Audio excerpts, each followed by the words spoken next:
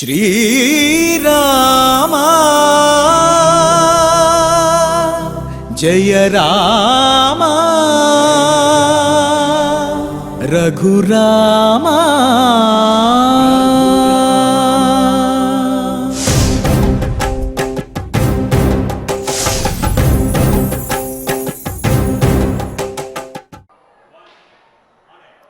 ओं नमो वेंकटेशाय।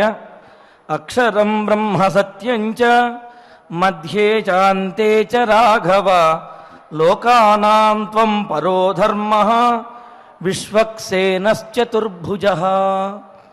బ్రహ్మగారు రామచంద్రమూర్తిని స్తుతిస్తూ, నీవు ఆదిమధ్యాంతరహితుడైనటువంటి పరంబ్రహ్మతత్వానివి నీవే. నీవు ఏదైతే ఆచరించావో అదే లోకానికి ఆచరణీయమైనటువంటి ధర్మము. అందుకనే అన్నారు రామో విగ్రహవాన్ ధర్మ అని. అదేవిధంగా మరి విష్ణు భక్తులందరినీ కూడా సంరక్షిస్తూ వేత్రపాణి అయి ఎల్లప్పుడూ కూడా సిద్ధంగా ఉండే విశ్వక్సేన స్వరూపుడివి కూడా నీవే అని బ్రహ్మగారు ఆ రామచంద్రమూర్తిని స్తుతించారు.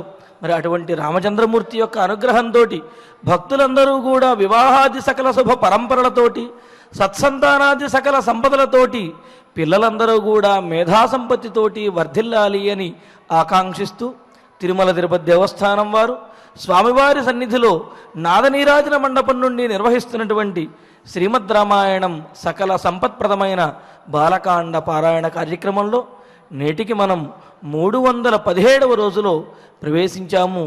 మరి రాముడు నిర్గుణుడు, నిరంజనుడు, అదేవిధంగా పరంబ్రహ్మతత్వము అని ఏ విధంగా అయితే వర్ణించాడో రాముని యొక్క విజయ పరంపర కూడా అదే విధంగా వర్ణించారు. మరి ఆ విజయ రాఘవుని యొక్క వైభవాన్ని అన్నమాచార్య సంకీర్తనలో తెలుసుకుందాము. శ్రీ బి రఘునాథ్ గారి బృందము, అన్నమాచార్య ప్రాజెక్టు కళాకారులు వారు ఆలపించేటటువంటి వీడివో అల విజయ రాఘవుడు అనే అన్నమాచార్య సంకీర్తన ఆలకిద్దాము. ఓం నమో వెంకటేశాయ.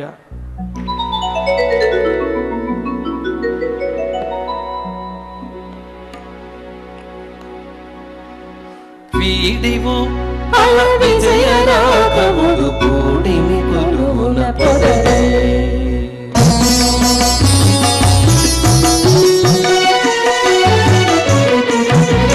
వీడివో అల విజయ రాఘవుడు కూడిమి కొలువున పొదరే. చిలియ కూడిమి కొలువున పొదరే. వీడివో అల విజయ రాఘవుడు కూడిమి కొలువున పొదరే.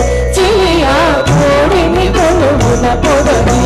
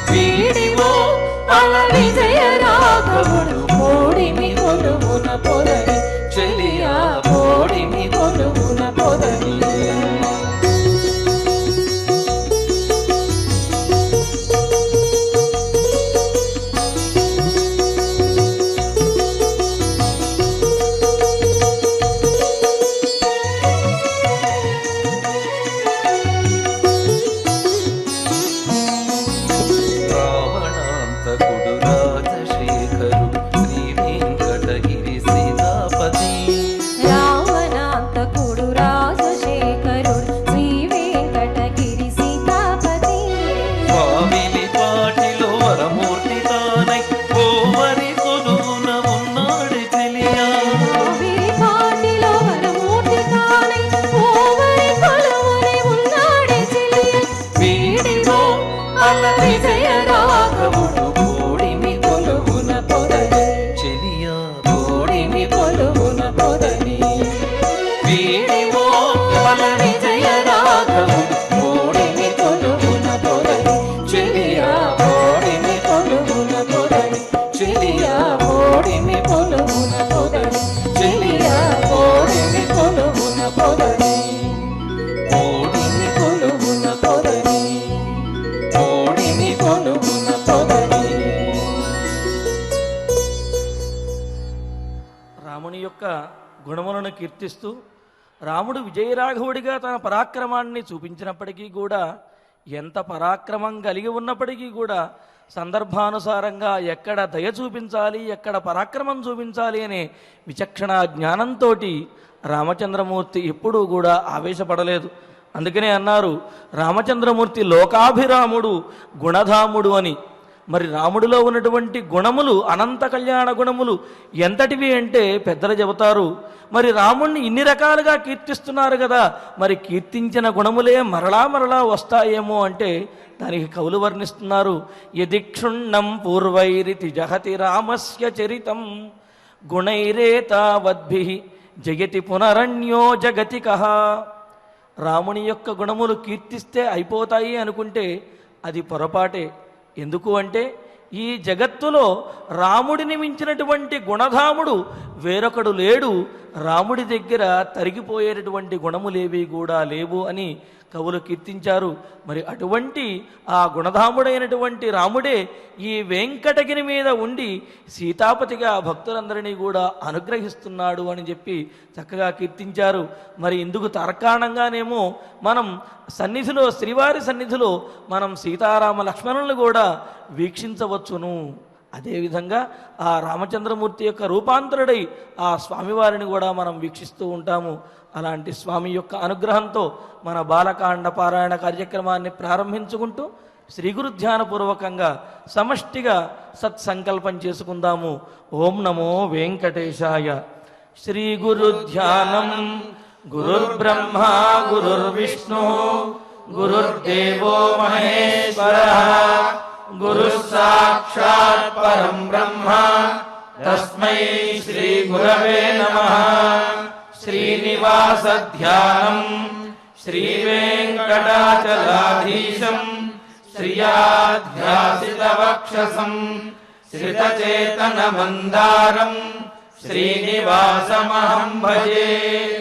అథ సంకల్పః శ్రీమదాదివరాహ క్షేత్రే విరాజమానస్య శ్రీ పద్మావతి జానేః అఖిలాండకోటి బ్రహ్మాండ నాయకస్య శ్రీరామచంద్ర రూపాంతరస్య భగవతః శ్రీ వెంకటేశ్వర స్వామినః సన్నిధౌ హనుమత్ సీతా లక్ష్మణ భరత శత్రుఘ్న పరివార సమేత శ్రీరామచంద్ర పరబ్రహ్మణః పరిపూర్ణానుగ్రహేణ అస్మిన్ భువనే అతిశీఘ్రమేవ విశూచికా క్రిమేః వినాశనార్థం భారతవర్షస్య అభివృద్ధౌ నిమగ్నానాం విద్యా విత్త వాణిజ్య కృషి వైద్య వైజ్ఞానిక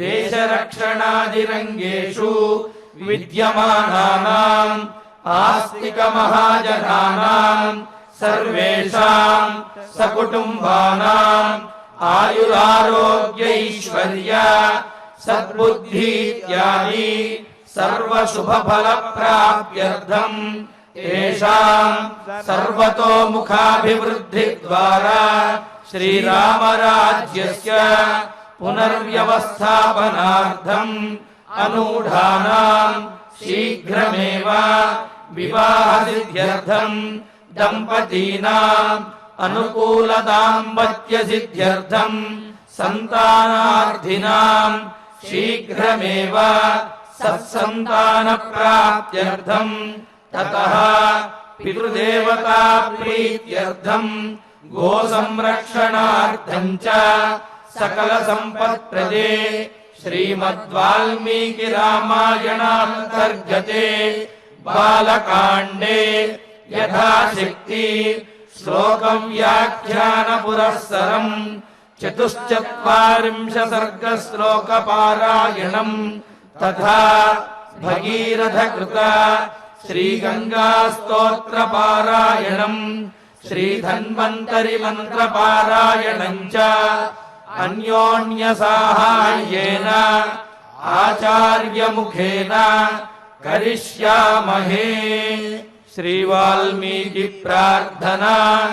వాల్మీకిర్ముని సింహస్య కవితావనచారిణః శృణ్వన్ రామకథానాదం కో న యాతి పరాం గతిం. శ్రీ ఆంజనేయ ప్రార్థనా. యత్ర యత్ర రఘునాథ కీర్తనం తత్ర తత్ర కృతమస్తకాంజలిం బాష్పవారి పరిపూర్ణలోచనం మారుతిం నమత రాక్షసాంతకం. శ్రీరామాయణ ప్రార్థనా. వేదవేద్యే పరే పుంసి జాతే దశరథాత్మజే వేద ప్రాచేతసాదాసీత్ సాక్షాద్ రామాయణాత్మనా. శ్రీరామ ప్రార్థనా. ఆపదామపహర్తారం దాతారం సర్వసంపదాం లోకాభిరామం శ్రీరామం భూయో భూయో నమామ్యహం. శ్రీరామచంద్ర పరబ్రహ్మణే నమః.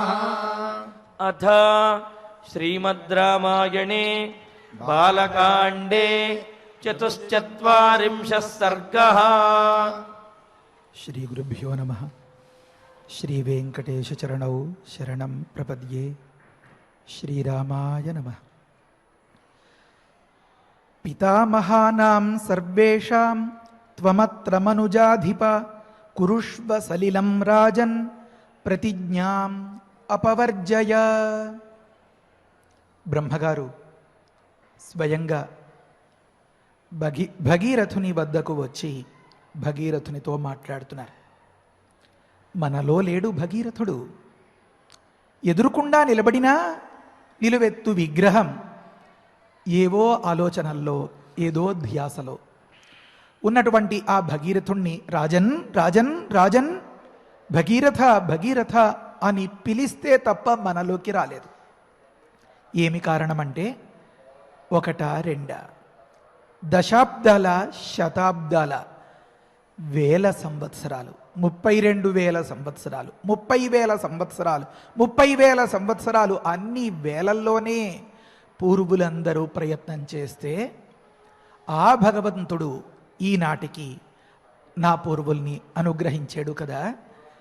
అంత సామాన్యమైన విషయమా అని ఎలా అయితే ఒక గొప్ప ఆటగాడు ఆడేసి గెలిచేసిన తరువాత ఆ స్నేహితులతో కూర్చుని ఆ గట్టునో ఒడ్డునో ఆ బెంచి మీదో ఒక్కసారి రివ్యూ అంటారు కదా, సింహావలోకనం అంటారు కదా, ఆ మాదిరిగా కొంత దూరం వెళ్ళి ఎంత దూరం వచ్చాం మనం అని మరొక్కసారి వెనక్కి తిరిగి చూచుకున్నట్లుగా అనిపిస్తుంది కదా. భగీరథుడికి అనిపిస్తుంది.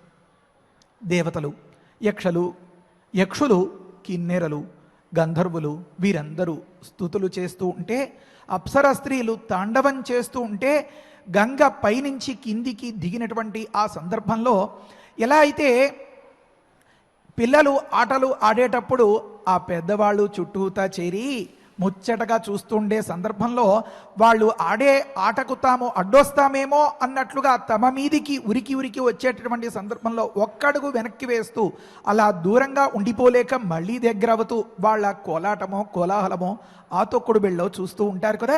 అలా వీరు ఆకాశంలోనే ఉన్నారట, మమ్మల్ని కూడా తడిపేస్తుందేమో అనిపించి ఒక అడుగు వెనక్కి వేస్తున్నారట. ఈ దృశ్యం అంతా తలుచుకున్నటువంటి భగీరథుడికి కన్నుల పండువలాగా నడిచినటువంటి ఆ దృశ్యం అంతా కూడా ఉవ్వెత్తున ఎగిసిపడేటటువంటి మేఘాల్ని కొట్టేసేలాంటి పెద్ద పెద్ద కెరటాలు, పెద్ద పెద్ద పరవళ్ళు తొక్కుతూ ఉరవళ్ళు తొక్కుతూ వస్తున్నటువంటి ఆ గంగ, అరే రే రే ఎంత ఆశ్చర్యం! అలా వస్తోంది అనుకున్నాను. ఈ స్థుతులన్నీ వినిపిస్తూనే ఉన్నాయి. వీరు నాట్యం చేయడం, గజ్జలు గల్లు గల్లుమని అప్సర స్త్రీల యొక్క ఇదంతా కూడా. అంతలోనే మళ్ళీ అంతా ఆగిపోవడం, భగీరథుడి రథం ఆగడం, వెనక్కి తిరిగి చూస్తే గంగ రావడం ఆగడం, భగీరథుని గుండె ఆగినంత పని జరగడం. ఏమైందా తీరా పరిశీలిస్తే వెనక్కి తిరిగి కాస్త వాన వెలిసినట్లుగా చిన్నిపాటి బట్ట తడుపు చినుకులు పడ్డాయి అని రైతులు, కర్షకులు అంటూ ఉంటారు. ఆ మాదిరిగా నేలంతా కాస్త తడి తడిగా మాత్రమే ఉండడం. ఇంతలో అక్కడ ఏదో పెద్ద కోలాహలం.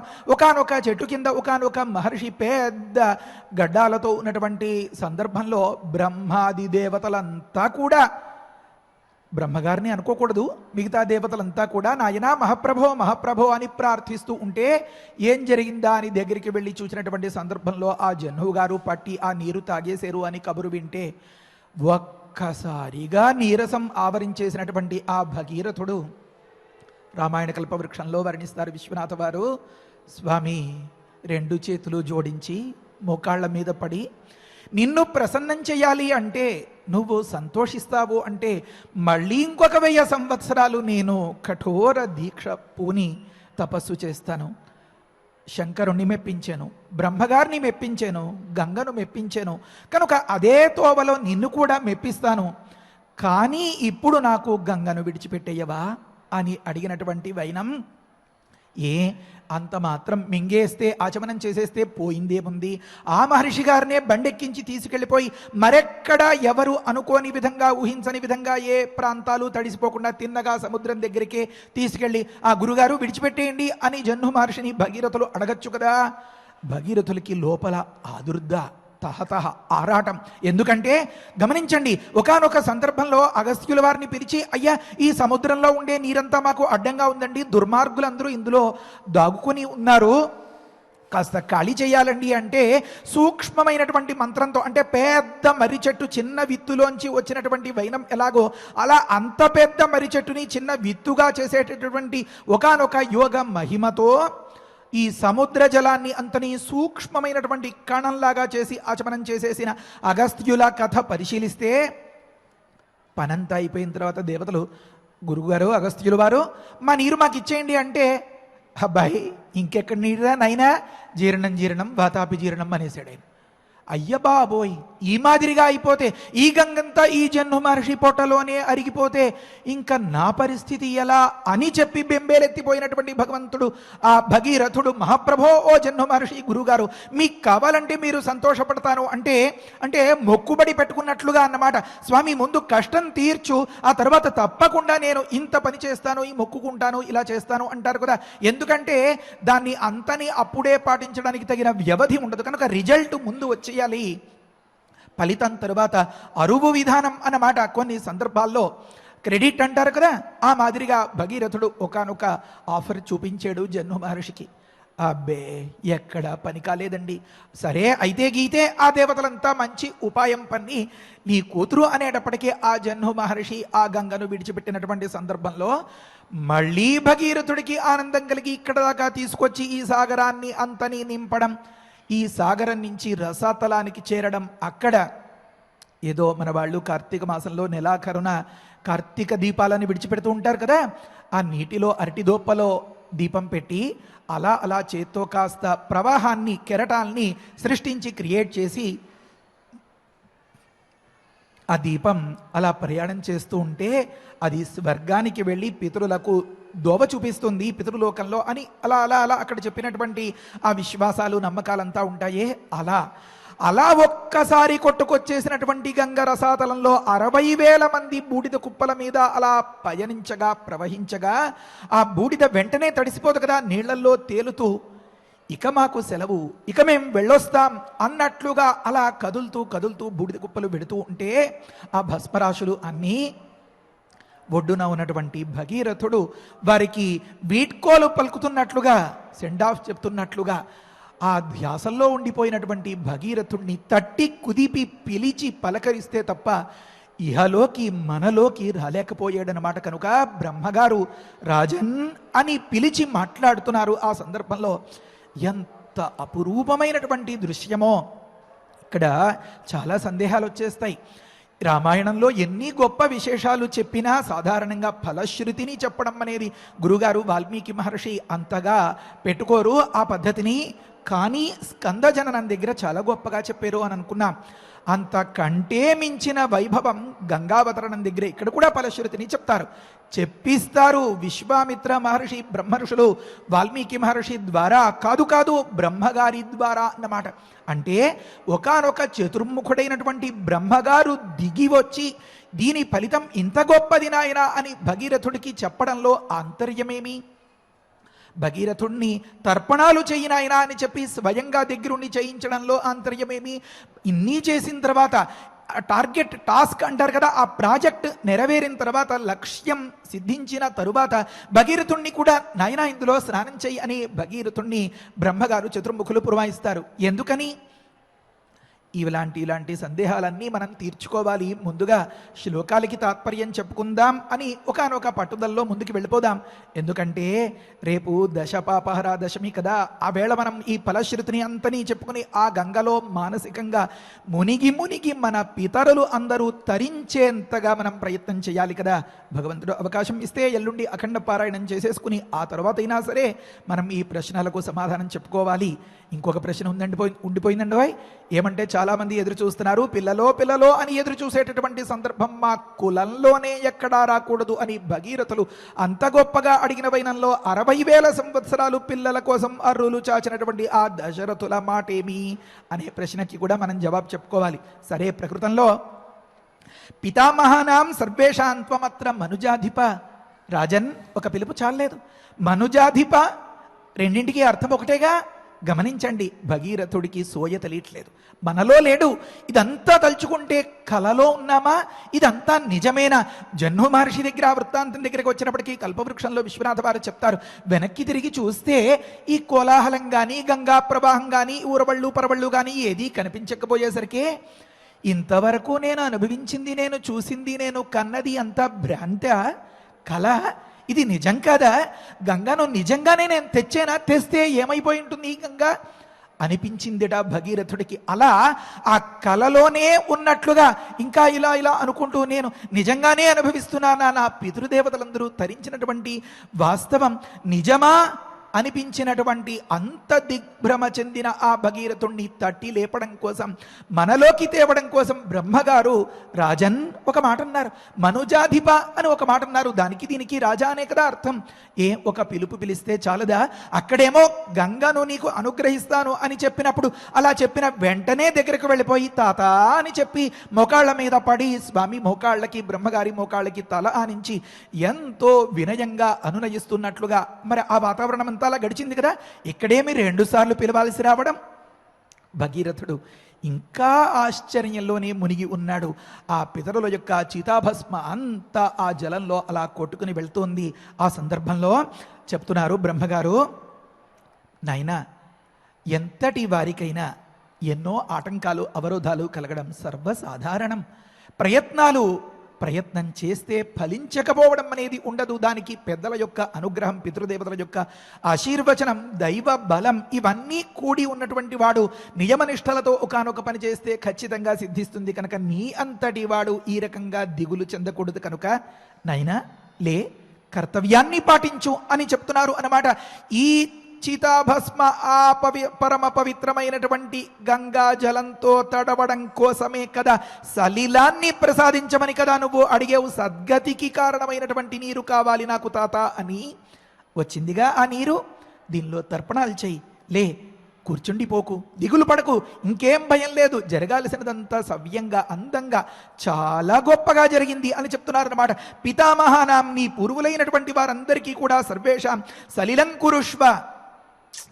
ఎంత అద్భుతమైనటువంటి దృశ్యం అంటే నిజంగా గమనించాలంటే వేల సంవత్సరాలు ఆ షాక్లో ఉన్నటువంటి ఆ భగీరథుడు, ఆ దిగ్భ్రమకు గురి అయినటువంటి ఆ భగీరథుడు, ఇది మనం నిజంగా సాధించగలమా లేదా అని తపన పడినటువంటి ఆ భగీరథుడు ఈ దృశ్యాన్ని నుంచి ఒక్కసారిగా అలా వెనక్కి వచ్చేసినట్లుగానే కనుక వాల్మీకి మహర్షి చెప్పినట్లయితే అది ఒక మూవీ కోసం వేసే సెట్టింగ్ అవుతుంది తప్ప అందులో ఒక రియల్గా ఫీలింగ్ అనేది ఎక్కడ ఉంటుందండి?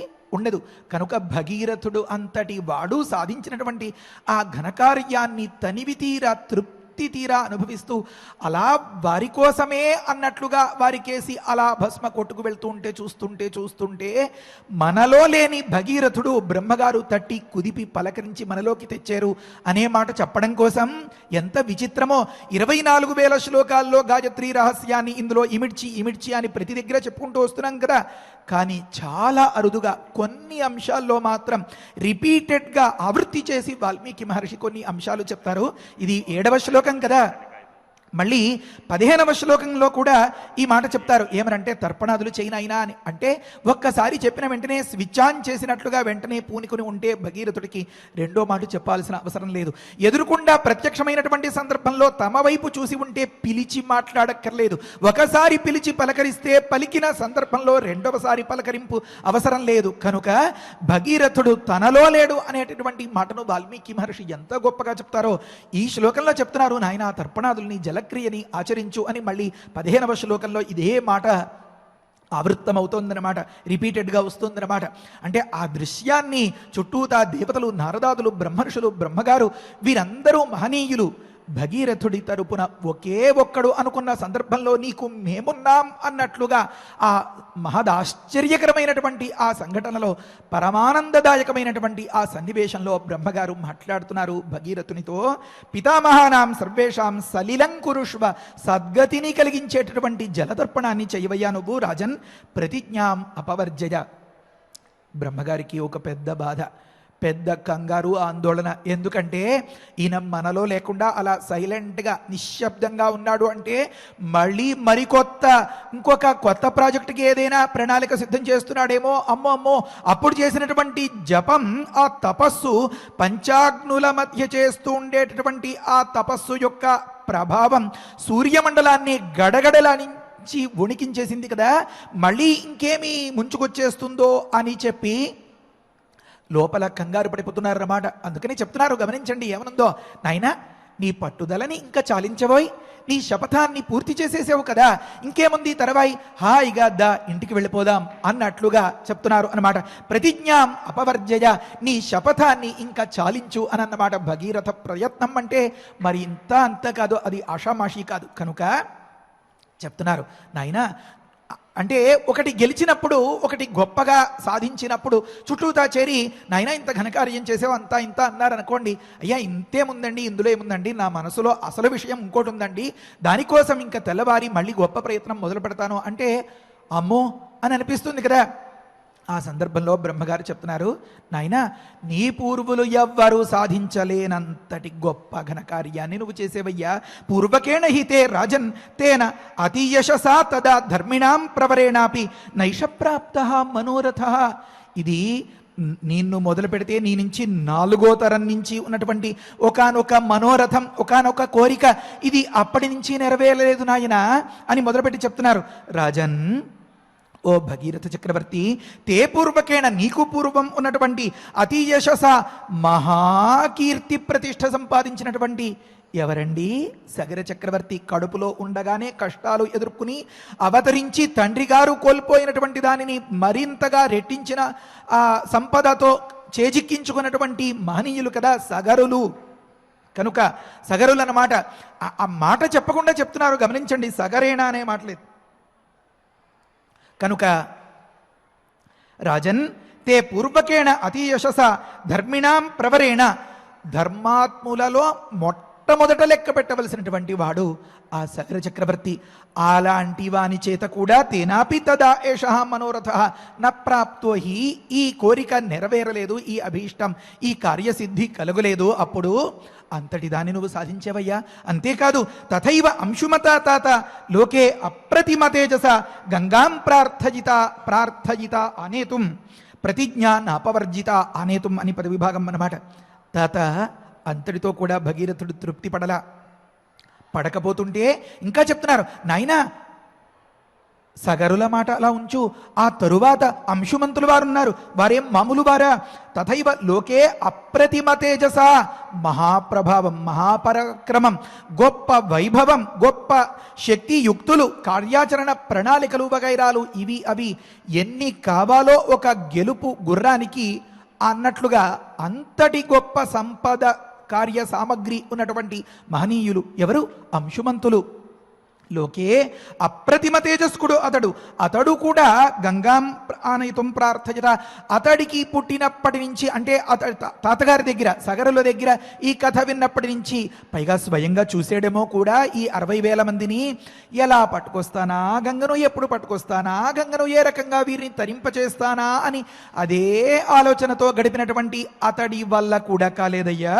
గంగాం ఆనేతుం ప్రార్థయత అంశుమత ప్రతిజ్ఞాన అపవర్జిత, ఈ శపథం, ఈ పట్టుదల, ఈ అభీష్టం నెగ్గించుకోలేకపోయాడయ్యా అతడు కూడా.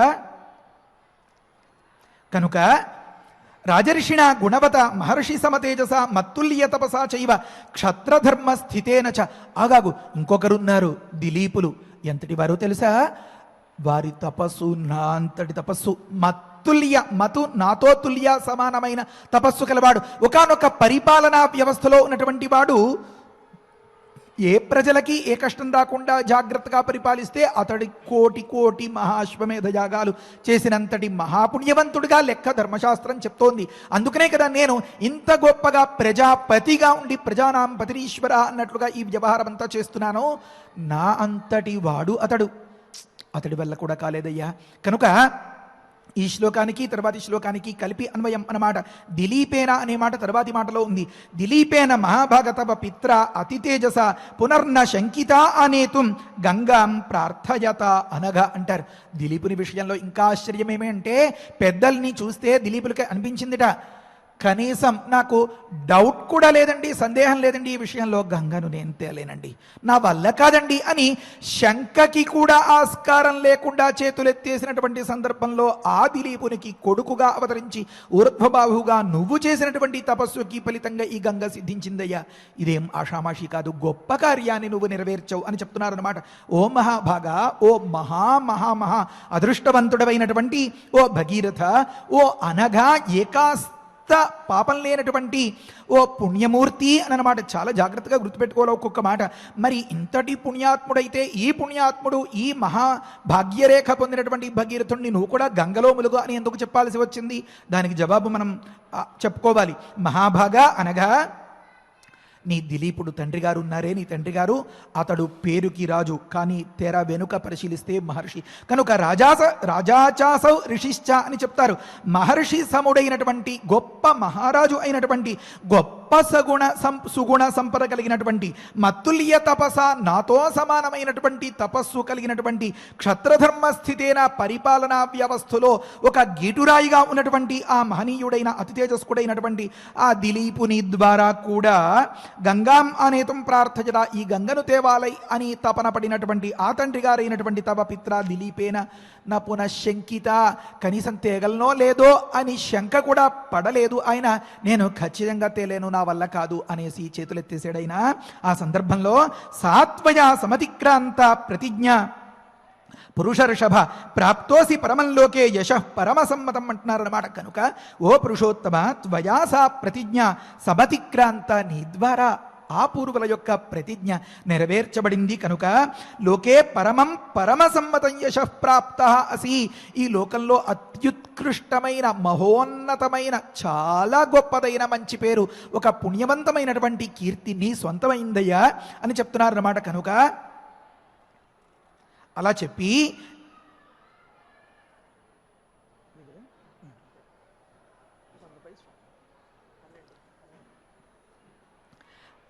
యచ్చ గంగావతరణం త్వయా కృతం అరిందమ అనేన చ భవాన్ ప్రాప్త ధర్మస్యాయతనం మహత్ అన్నారు. ఓ అరిందమ, ఇది ఒక మాట. భగీరథుడు ఇక్కడెక్కడా యుద్ధాలు చేయలేదు. అరి అంటే శత్రువు, శత్రువుల్ని అణిచివేసిన వాడు. ఇది ఒక ముఖ్యమైన మాట. దీనికి సమాధానం రావాలి మనకి.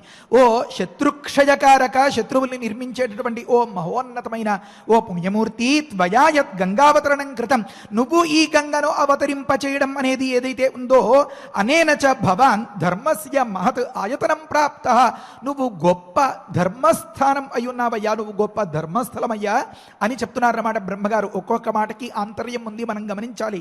తరువాతి మాట, ప్లవయస్వత్వం ఆత్మానం నరోత్తమ సదోచితే సలిలే పురుషవ్యాఘ్ర శుచి పుణ్యఫలో భవ. ఓ నరోత్తమ, ఓ పురుషోత్తముడా, నువ్వు ఆత్మానం, నిన్ను నీవు సదా ఉచితే సలిలే ప్లవయస్వ, వీలైనప్పుడల్లా ఈ గంగలో ములిగి నువ్వు స్నానం చేస్తుండవయ్యా. ఓ పురుష వ్యాఘ్ర, ఓ పురుషోత్తముడా, శుచి పుణ్యఫల భవ, నువ్వు స్వచ్ఛమైనటువంటి పవిత్రమూర్తివి, నువ్వు పుణ్యఫలుడవు అని చెప్తున్నారు. మరి పుణ్యమూర్తి అయినవాడు, ఇంత శుచి అయినవాడు గంగలో ములిగి ఏం బావుకోవాలట? దీనికి సమాధానం మనకి దొరకాలి. తరువాతి మాట, పితామహానాం సర్వేషాం కురుష్వ సలిలక్రియాం స్వస్థితేస్తు గమిష్యామి స్వం లోకం గమ్యతాం అంటున్నారన్నమాట. కనుక ఇదే 15వ శ్లోకం, ఇంతకుముందు 7వ శ్లోకంలో ఇదే మాట చెప్పారు. ఇంకా ఇంతవరకు కూడా పూనుకోకపోతే ఇంకా తర్పణం చేయవయ్యా అంటున్నారన్నమాట. పితామహానాం సర్వేషాం, నీ పితరుల అందరికీ కూడా, పూర్వులందరికీ కూడా ఈ సలిల క్రియను ఆచరించు, జలతర్పణాలు చెయ్యి, పాపం వారు దానికోసం ఎదురు చూస్తున్నారు అన్నట్లుగా చెప్పి, స్వస్థితేస్తు, నీకు శుభమగుగాక, గమిష్యామి స్వం లోకం అని చెప్తున్నారు.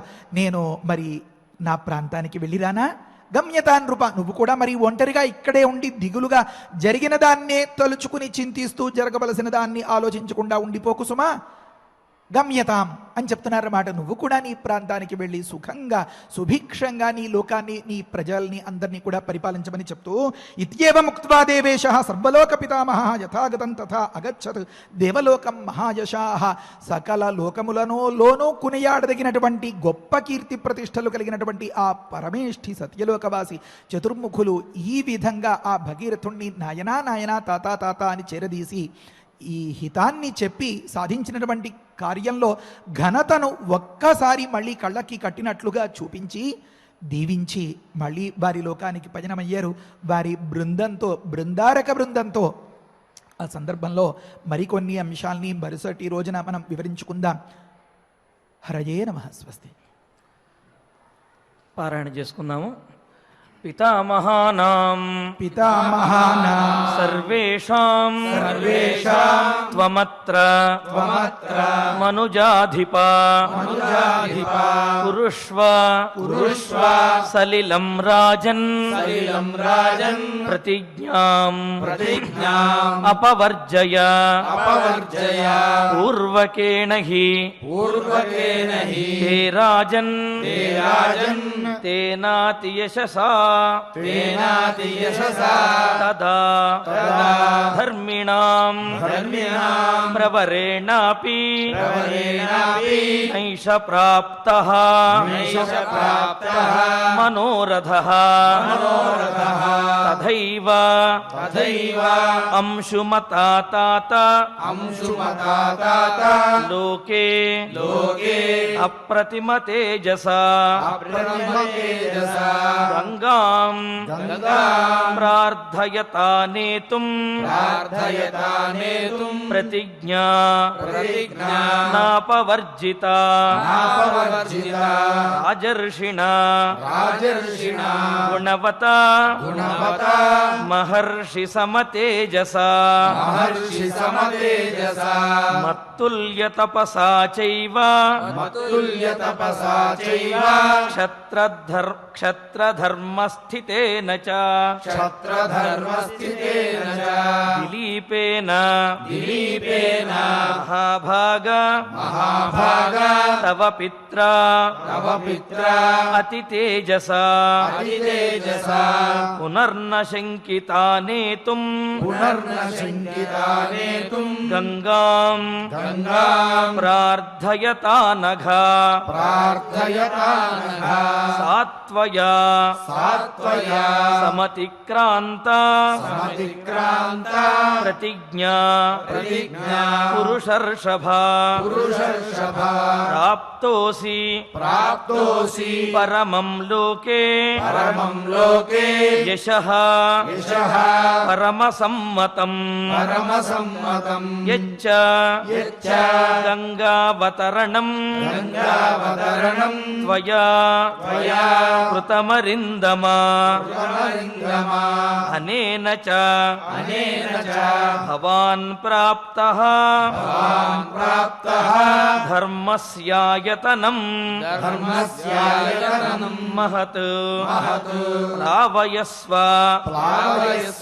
స్వమాత్మానం నరోత్తమ సదోచితే సలిలే పురుషవ్యాఘ్ర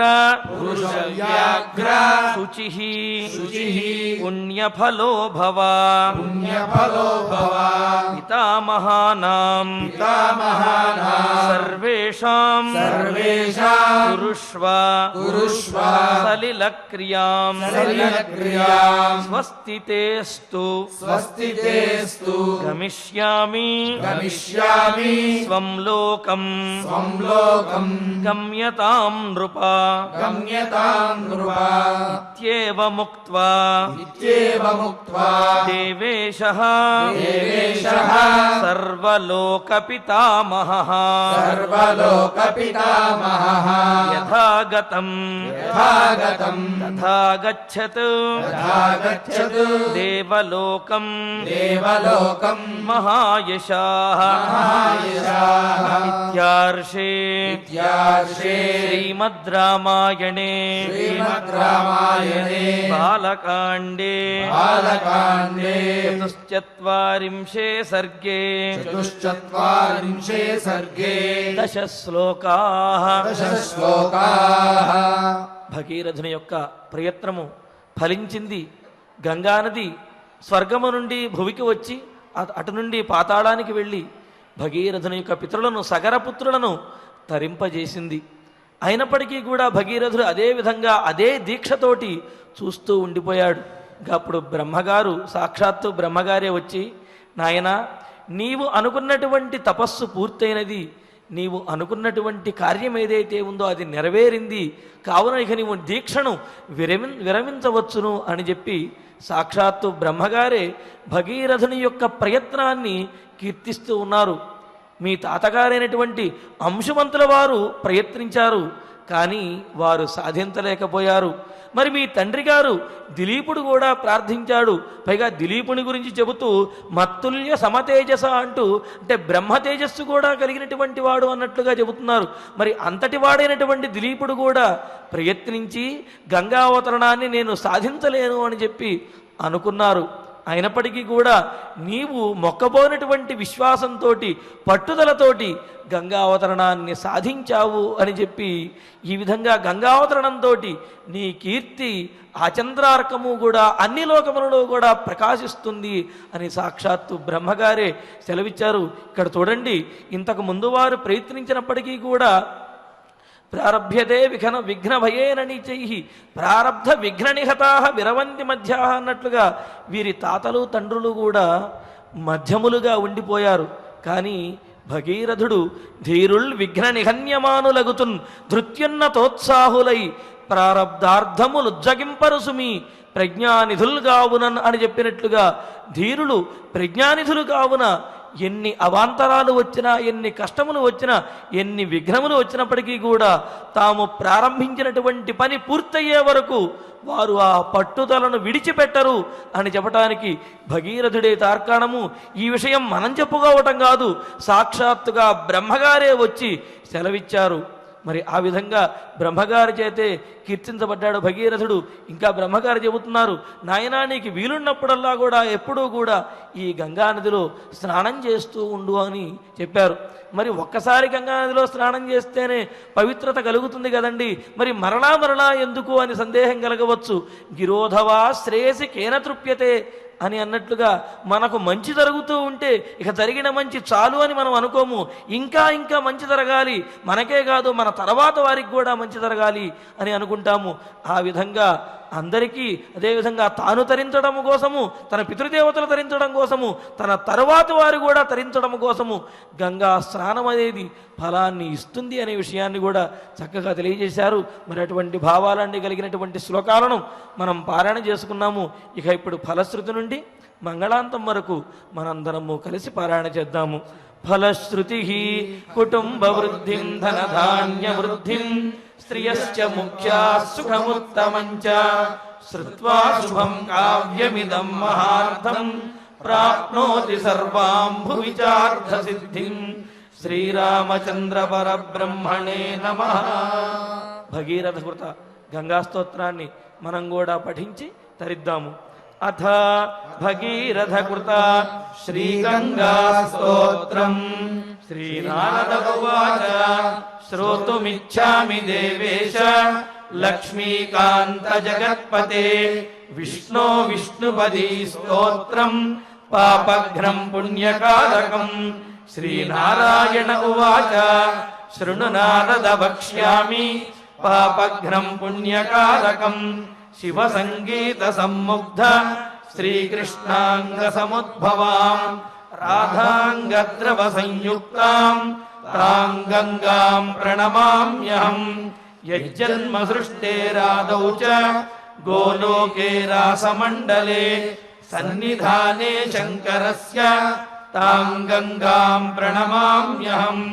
గోపైర్గోపీభిరాకీర్ణే శుభే రాధా మహోత్సవే కార్తికీ పూర్ణిమాయాం చ తాం గంగాం ప్రణమామ్యహం.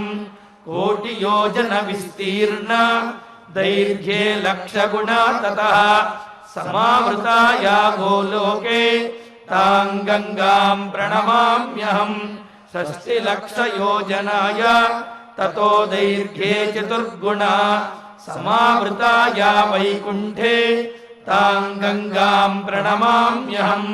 త్రింశల్లక్షయోజనాయ దైర్ఘ్యే పంచగుణా తతః ఆవృతా బ్రహ్మలోకేయ తాం గంగాం ప్రణమామ్యహం.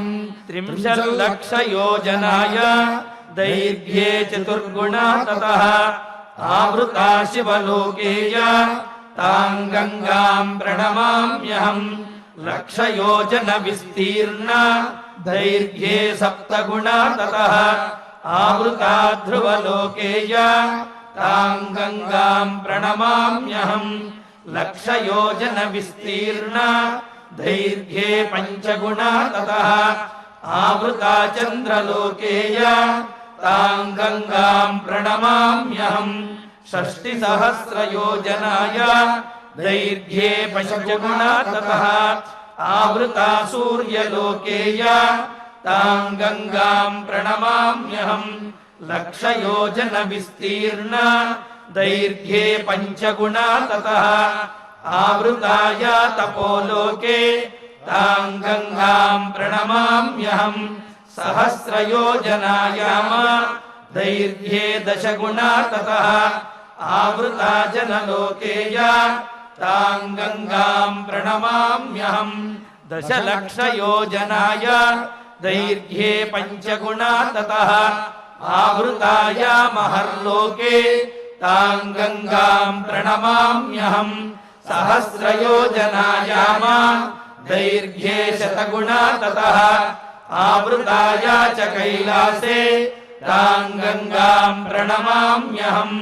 శతయోజన విస్తీర్ణ దైర్ఘ్యే దశగుణా తతః మందాకినీయేంద్రలోకే తాం గంగాం ప్రణమామ్యహం. పాతాళే భోగవతీ చైవ విస్తీర్ణా దశయోజనా తతో దశగుణా దైర్ఘ్యే तां गङ्गां प्रणमाम्यहम् क्रोशैकमात्र विस्तीर्णा ततः क्षीणा च कुत्रचित् क्षितौ चालकनन्दाय तां गङ्गां प्रणमाम्यहम् सत्येया क्षीरवर्णा च त्रेतायामिन्दुसन्निभा द्वापरे चन्दनाभाय तां गङ्गां प्रणमाम्यहम् जलप्रभा कलौ या च नान्यत्र पृथिवीतले स्वर्गे च नित्यं क्षीराभा तां गङ्गां प्रणमाम्यहम् यत्तोयकणिका स्पर्शे पापिनां ज्ञानसम्भवः ब्रह्महत्यादिकं पापं कोटिजन्मार्जितं दहेत् इत्येवं कथिता ब्रह्मन् गङ्गापद्यैकविंशतिः स्तोत्ररूपं च परमं पापघ्नं पुण्यजीवनं नित्यं यो हि पठेद्भक्त्या सम्पूज्य च सुरेश्वरीं सोऽश्वमेधफलं नित्यं लभते नात्र संशयः अपुत्रो लभते पुत्रं भार्याहीनो लभेत् श्रियं रोगात् प्रमुच्यते रोगी बन्धान्मुक्तो भवेत् ध्रुवम् अस्पष्टकीर्तिः सुयशाः मूर्खो भवति पण्डितः यः पठेत् प्रातरुत्थाय गङ्गास्तोत्रमिदं शुभम् शुभं भवेच्च दुःस्वप्ने गङ्गास्नानफलं लभेत् श्रीनारायण उवाच स्तोत्रेणानेन गङ्गां च स्तुत्वा चैव भगीरथः जगामतां गृहीत्वा च यत्र नष्टाश्च सागराः वैकुण्ठं ते ययुस्तूर्णं गङ्गाया स्पर्शवायुना भगीरथेन सा नीता तेन भागीरथी स्मृता इति श्रीदेवी भागवते नवमस्कन्धे भगीरथकृतं श्रीगङ्गास्तोत्रम् अथ धन्वन्तरि ध्यानम् अच्युतानन्त गोविन्द विष्णो नारायणामृता रोगान् मे नाशया शेषान् आशु धन्वन्तरे हरे आरोग्यं दीर्घमायुष्यं बलं तेजोधियं श्रियं स्वभक्तेभ्योऽनुगृह्णन्तं वन्दे धन्वन्तरिं हरिं धन्वन्तरेरिमं श्लोकं भक्त्या नित्यं पठन्ति ये अनारोग्यं न तेषां स्यात् सुखं जीवन्ति ते चिरम् ॐ नमो भगवते वासुदेवाय धन्वन्तरये अमृतकलशहस्ताय वज्रजलौकहस्ताय सर्वामय विनाशनाय त्रैलोक्यनाथाय महाविष्णवे स्वाहा ॐ वासुदेवाय विद्महे सुधाहस्ताय धीमहि तन्नो धन्वन्तरिः प्रचोदयात् अथ नवग्रह प्रार्थना आरोग्यं पद्मबन्धुर्वितरतु नितरां सम्पदं सीतरश्मिः भूलाभं भूमिपुत्रः सकलगुणयुतां वाग्विभूतिं च सौम्यः सौभाग्यं देवमन्त्री रिपुभयशमनं भार्गवः शौर्यमार्किः दीर्घायुः सैम्हिकेयः विपुलतरयशः केतुः आचन्द्रतारम् अरिष्टानि प्रणश्यन्तु दुरितानि भयानि च शान्तिरस्तु शुभं मेस्तु ग्रहाः कुर्वन्तु मङ्गलम् अथ क्षमा प्रार्थना यदक्षरपदभ्रष्टम् मात्राहीनम् च यद्भवेत् तत्सर्वं क्षम्यतां देव नारायण नमोऽस्तु ते अथ भगवत्समर्पणम् कायेन वाचा मनसेन्द्रियैर्वा बुद्ध्यात्मना वा प्रकृते स्वभावात् करोमि यद्यत् सकलं परस्मै नारायणायेति समर्पयामि అధమంగళం శ్రియః కాంతాయ కళ్యాణ నిధయే నిధయేర్థినాం శ్రీవేంకట నివాసాయ శ్రీనివాసాయ మంగళం. ఓం నమో వెంకటేశాయ. ఈరోజు ఉదయం 8 గంటల నుండి అమరావతిలో తిరుమల తిరుపతి దేవస్థానం వారు నిర్మించినటువంటి శ్రీ వెంకటేశ్వర స్వామి వారి యొక్క ఆలయ ప్రారంభోత్సవము, మహాసంప్రోక్షణ కార్యక్రమము శ్రీ వెంకటేశ్వర భక్తి ప్రసార మాధ్యమం ద్వారా మనం ప్రత్యక్ష ప్రసారంలో వీక్షించవచ్చును. మరికొద్దిసేపట్లో 8 గంటలకు ప్రారంభమవుతుంది. మరి అదేవిధంగా రేపటి రోజున మన బాలకాండ పారాయణ కార్యక్రమం ఉదయం 11 గంటలకి నిర్వహించబడుతుంది. ఈ విషయాన్ని అందరూ గమనించ ప్రార్థన. అదేవిధంగా ఎల్లుండి అంటే 10వ తారీఖున మనం శ్రీమద్ రామాయణం బాలకాండ సకల సంపత్ప్రదమైనటువంటి ఈ పారాయణలో 9వ అఖండ పారాయణ కార్యక్రమాన్ని ఉదయం 6:30 నుండి ప్రారంభించుకుని మనం నిర్వహించుకోబోతూ ఉన్నాము. కావున భక్తులందరూ కూడా ఈ అఖండ పారాయణ కార్యక్రమంలో పాల్గొని రామచంద్రమూర్తి యొక్క పరిపూర్ణమైన అనుగ్రహాన్ని పొందవలసిందిగా తెలియజేస్తున్నాము. ఓం నమో వెంకటేశాయ.